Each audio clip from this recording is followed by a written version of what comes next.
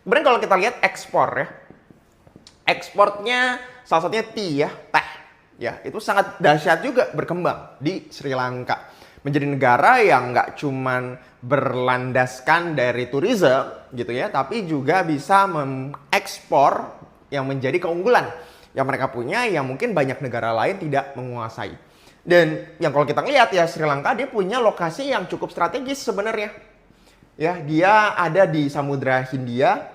Ya, kalau kalian mungkin lihat peta sejarahnya, ya ini kalau gue gambar pasti jelek, tapi ya don't mind me ya. Misalnya ini India, ini Sri Lanka, ya. Kalau kalian perhatiin ini sebenarnya Middle East, ini Asia, Asia Tenggara gitu ya.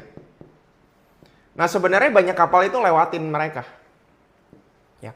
Jadi kalau kita perhatiin sebenarnya Sri Lanka ini punya strategic position. Ya, apakah mereka mau memanfaatkan dalam pelabuhan-pelabuhan mereka menjadi port yang strategik? Ya, apakah mereka mau membawa perdagangan global? Mereka menjadi the heart of the world trade sebenarnya. Ya, kalau mereka bisa mengupayakan lokasi strategis ini. Jadi kalau kita coba perhatiin, Sri Lanka ini negara populasinya besar, demografinya bagus, dan punya banyak potensi. Ya, tapi apakah hal ini akhirnya membawa mereka ke potensi yang besar itu? Sayangnya enggak. Ya, kalau kita lihat Sri Lanka itu menghasilkan tourism sekitar 4 miliar dolar. Ya, itu nyumbang sekitar 5% GDP. That's quite huge. Ya. Berarti tourism punya pengaruh yang besar buat negara seperti Sri Lanka.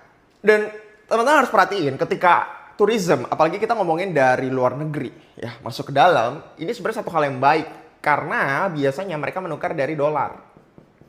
Ya, ketika dolar masuk ke dalam negara, ini akan bikin cadangan dolar satu negara, bukan cadangan, sorry ya.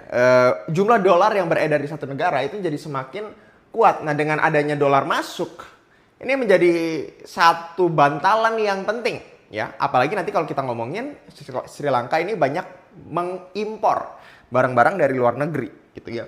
Nah, tapi bayangin kalau misalnya arus dolar yang harusnya masuk, ya, mulai terganggu. Apa yang bakal terjadi?